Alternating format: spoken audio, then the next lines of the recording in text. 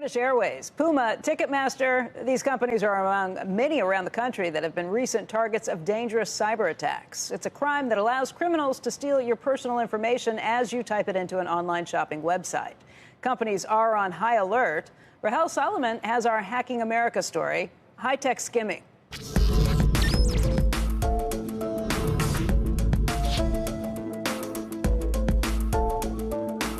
Every time you type a key onto this form, the attacker code is actually stealing that and sending it off to another server. In other words, I've just become the victim of e-skimming. Even if you were to change your mind, the attacker already has the information. This is just a demo, but the same attack has hit many retailers. E-skimming works like an ATM skimmer, except it's all online. Criminals steal credit card numbers and personal information like addresses from e-commerce sites.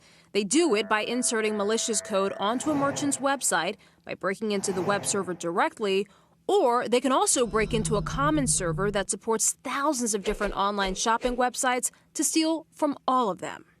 Randy Parkman of cybersecurity company Binary Defense helps clients thwart attacks.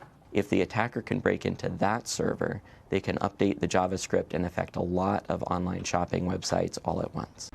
The FBI says e-skimming, or mage cart as it's often called, has been on its radar for nearly 7 years, but it's becoming more prevalent. Section Chief Herb Stapleton is with the FBI's cyber division.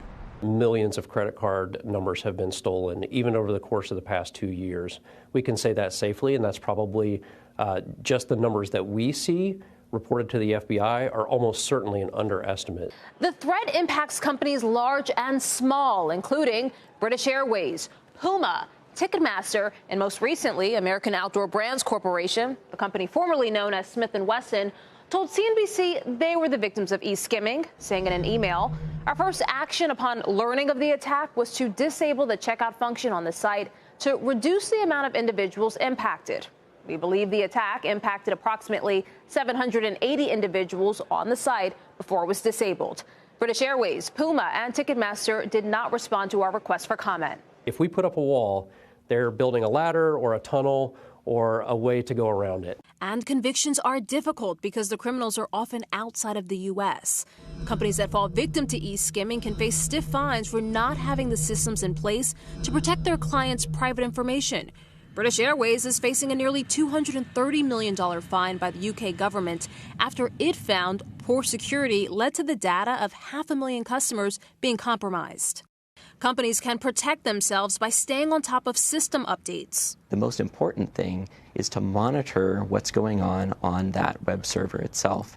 There are logs being created all the time.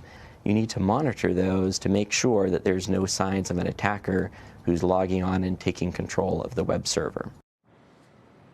And earlier this week, Interpol announced the first arrest of an e-skimming gang. The 3 men in Indonesia allegedly compromised hundreds of websites to steal credit card information and personal data.